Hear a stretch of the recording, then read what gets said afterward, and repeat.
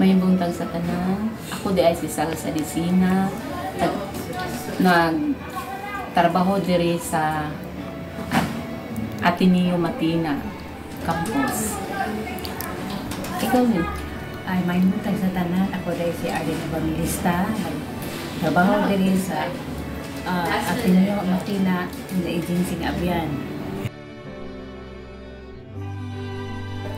Para sa kuha, syempre, dili na to ikakuan ang akong trabaho. Kung mo ni nagsuporta sa akong pamilya. Sa kuha, malipayon kay tungod kay mao po rin naghatag sa atong paminahanglan matag adlaw-adlaw, suporta sa anak.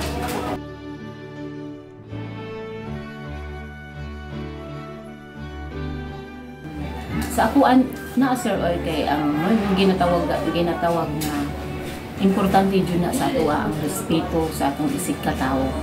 Kay kung wala man gud respeto sa atong isig, mahimutang man gud nga bisan pag unsa ka taas sa imong grado, kung wala tay respeto sa atong isig ka tawo, ura putag wala tay grado.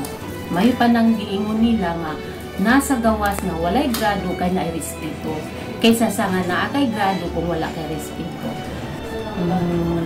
Para sa kuha, sa kalisod, siguro kanya-kanyang kalisod sir. Kaysa ako, ano man, atong hatagan o halaga ang atong trabaho o kanang ilab na to ang trabaho, dili jud lisod.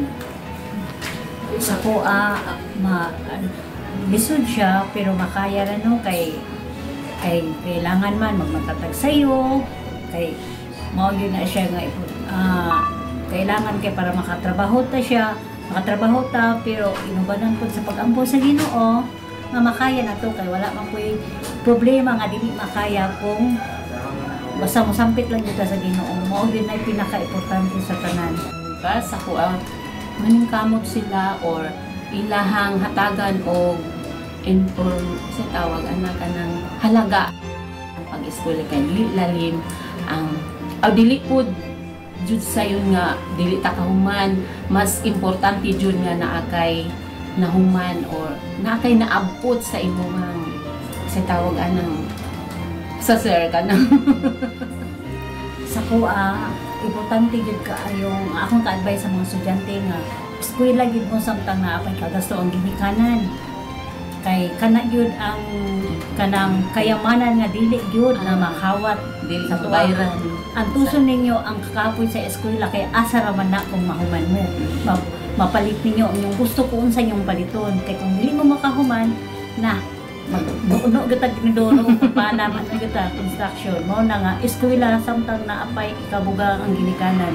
Paningkamot yun mo kay para gyapon na sa inyo di na para sa inyong ginikanan. Kung dili para gyud sa inyo ha.